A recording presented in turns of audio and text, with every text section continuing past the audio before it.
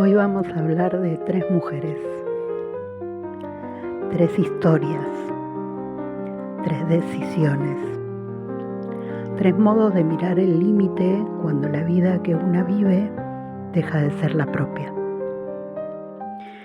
Y vamos a hacerlo desde la literatura, sí, pero también desde ese lugar íntimo donde se cuecen las decisiones que realmente cambian un destino. Hoy traemos a escena a Madame Bovary, a Nora Helmer y a la mujer que se atreve a dejar lo que la mata. 3 imágenes distintas de un mismo dilema humano. ¿Qué necesito para actuar cuando ya sé que la vida que vivo no es la mía? Arranquemos por el principio. Madame Bovary de Gustave Flaubert se publicó en 1857 y todavía hoy, más de un siglo y medio después, seguimos volviendo a Emma para pensar la insatisfacción humana. Emma es ese retrato doloroso de alguien atrapado en la fantasía de una vida que nunca llega. Una mujer que busca afuera aquello que no encuentra adentro, que intenta escapar de un matrimonio que la asfixia, de una rutina que la aplasta, de un deseo que nadie parece capaz de contener. Y lo intenta a través del adulterio, del consumo, de la fantasía, del exceso. Emma huye, pero no huye hacia la libertad, huye hacia el vacío. Y el vacío siempre devora. Lo que mata a Emma no es la sociedad que la juzga, ni siquiera Charles, su marido, con su cariño torpe. Lo que la mata es no tener un lugar donde apoyarse para actuar desde la libertad. Emma quiere vivir otra vida, sí, pero no está en condiciones internas de construirla. Quiere escapar, pero no sabe a dónde. Quiere amar, pero no sabe cómo. Emma actúa desde la desesperación, desde la carencia, desde el hambre de algo que no sabe nombrar, y cuando uno actúa desde ahí, desde ese agujero que pide ser llenado a cualquier precio, la acción destruye más de lo que libera. Podemos oír su respiración acelerada, sentir su angustia, su vértigo, su confusión y entender cómo termina donde termina. Emma es la mujer que no encuentra un sostén interno para sostener el acto. Y sin sostén interno no hay acto que nos salve, solo hay salto al vacío. Cambiemos de escena. Otra casa, otro siglo. Ibsen publica Casa de Muñecas en 1879 y aparece Nora Helmer, una mujer que también vive atrapada en un rol que no eligió. Nora, la niña mujer, la esposa obediente, la marioneta bien vestida, una mujer inteligente reducida a un juguete en manos de su marido Torvald. Pero a diferencia de Emma, dentro de Nora hay un germen de lucidez que crece en secreto. Una pequeña llama que dice: esto no es todo lo que soy. Y cuando todo estalla, cuando la máscara se cae, Nora descubre algo brutal, que siempre fue tratada como una niña, que su vida entera fue un guión escrito por otros, y ahí aparece lo extraordinario en ella. Nora toma la puerta, pero no como Emma, no hacia la nada, Nora se va hacia sí misma. No sabe qué va a encontrar, no sabe cómo va a vivir, no sabe de qué va a comer ni cómo va a sobrevivir, pero sabe que quedarse es morir de otra forma, morir apagándose, morir renunciando a su dignidad. Lo que sostiene a Nora es lo que le faltó a Emma: conciencia, una conciencia dolorosa, cruda,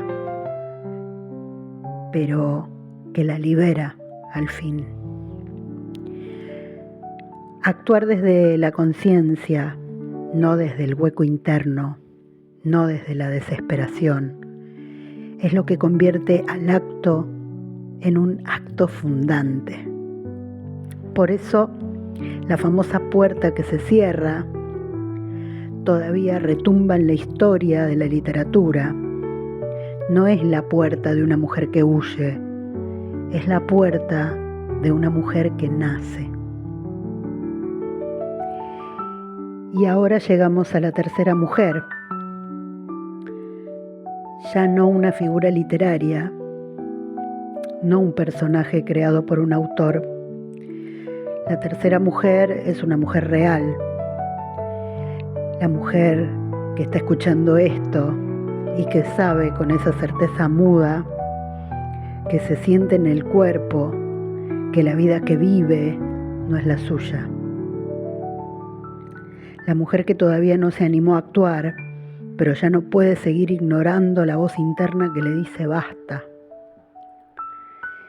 Y es acá donde aparece mi historia también, no para hablar de mí, no para mostrarme, sino para traerte lo que descubrí cuando me di cuenta de que mi vida no era mía.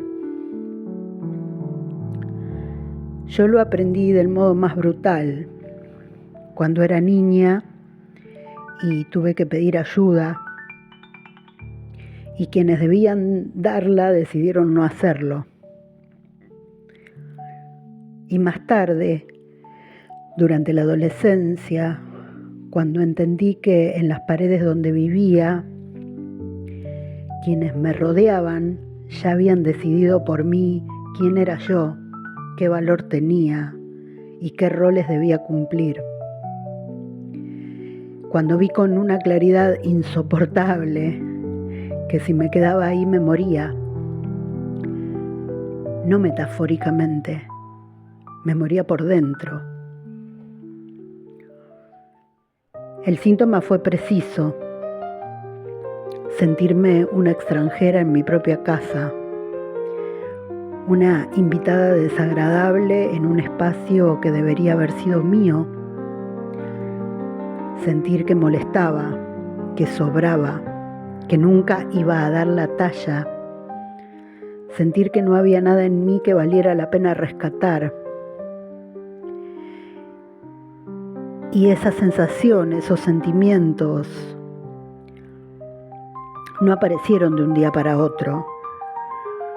Fue el resultado de años de abuso emocional, de violencia psicológica, de miradas que desvalorizan, de palabras que destruyen, de silencios que matan. Años de que un adulto que debía protegerme me ubicara siempre en el lugar del error. Años de hacer todo lo que me pedían, incluso renunciar a lo que soñaba, a lo que amaba, a lo que anhelaba, solo para recibir siempre las mismas devoluciones. No servís. Vos no pienses que para pensar no servís. Vos hacés lo que yo te digo. No sos como nosotros, que somos buena gente. Tenés que demostrar que estás a la altura de ser parte de esta familia.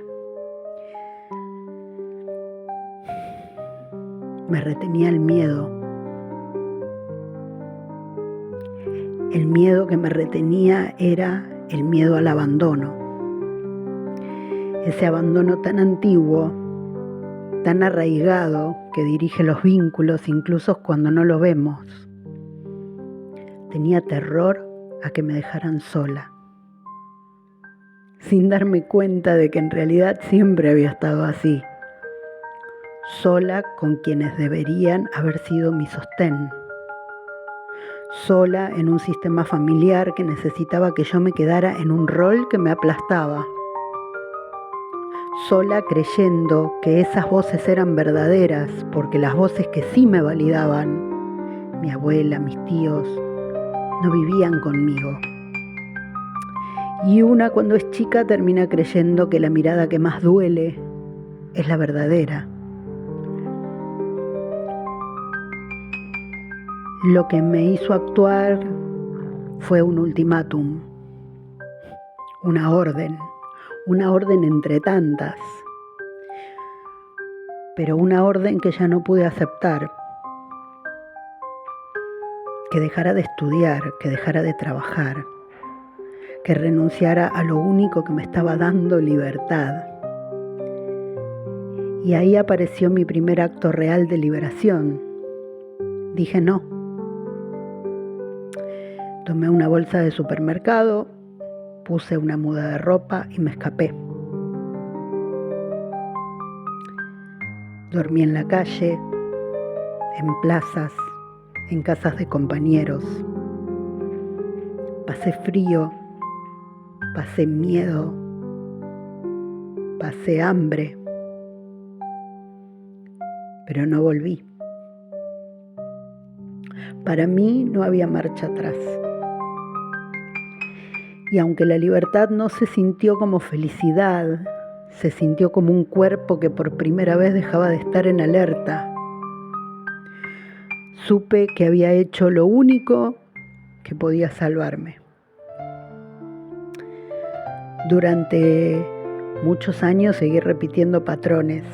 Me llevó décadas salir del laberinto, porque uno sale del lugar físico mucho antes de poder salir del lugar interno. Pero con terapia, con trabajo emocional, con errores y tropiezos, descubrí algo que cambió todo. Cuando uno empieza a elegirse, empieza a entender el valor del límite, y de ahí no hay retorno. El límite hacia los demás, ese límite que no es violencia. El límite no es egoísmo. El límite es un derecho innato. No se pide permiso para poner límites. Se ponen límites. Y si el otro no puede respetarlos, es el otro quien no te quiere bien. Cuando el amor viene con condiciones, cuando el afecto se negocia, cuando el cariño es algo que se tiene que ganar haciendo lo que el otro quiere, a costa incluso de renunciar a uno mismo para eso, no es amor. Es sometimiento, es control, es uso de uno como herramienta, pero amor no es. El precio de quedarse en esos vínculos irremediablemente es la muerte. Y el precio de irse es enfrentar el vacío, el silencio, las narrativas que surgen acerca de quién es uno y por qué se fue, la soledad. Pero cuando uno se elige, nada de eso importa, porque ninguna sombra externa es más oscura que la vida sin libertad.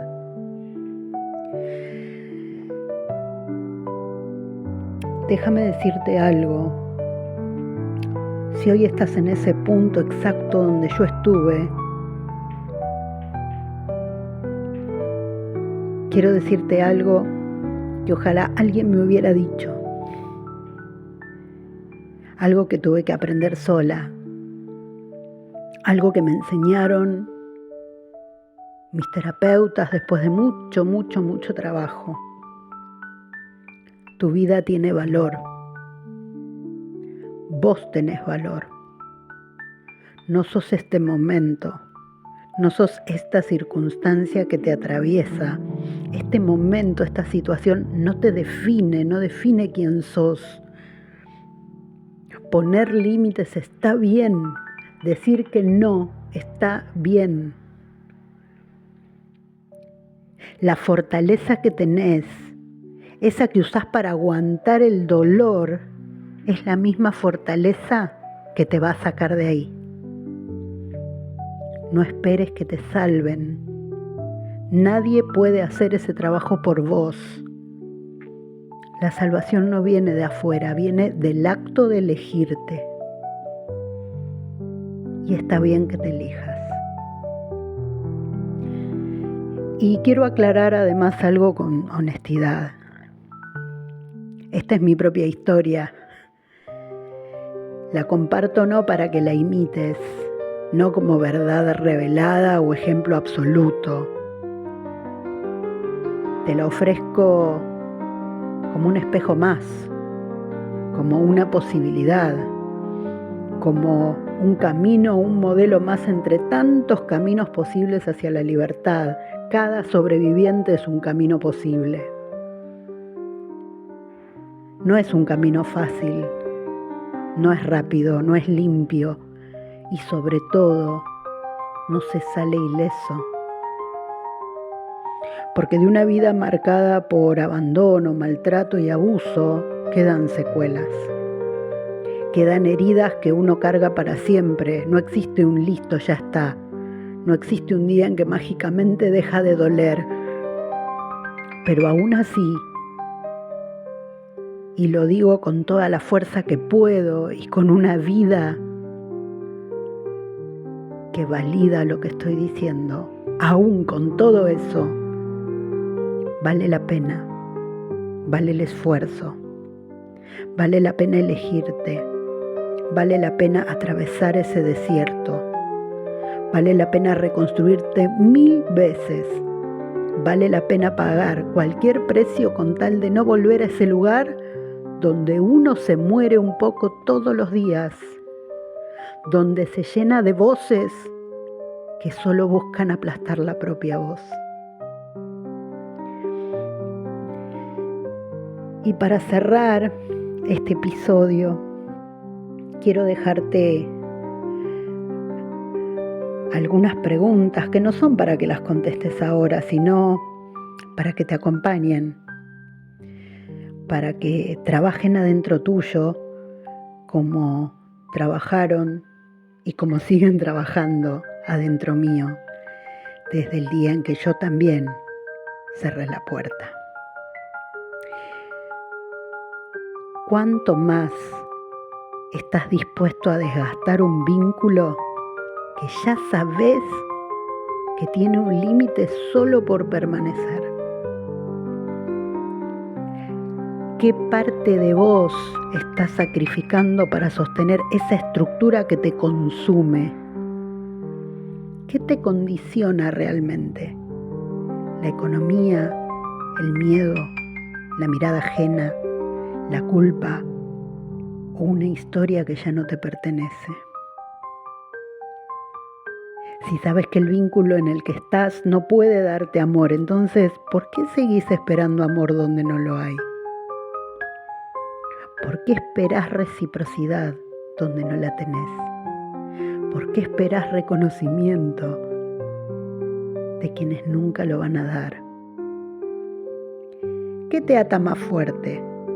¿El miedo a irte o la certeza de que quedarte es una muerte lenta?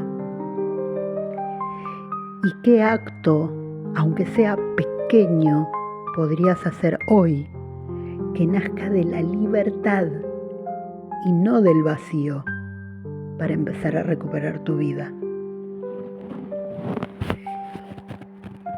Ojalá encuentres dentro tuyo la claridad y la fuerza y la libertad que te están esperando para poder vos también cerrar esa puerta detrás tuyo y vivir una vida plena.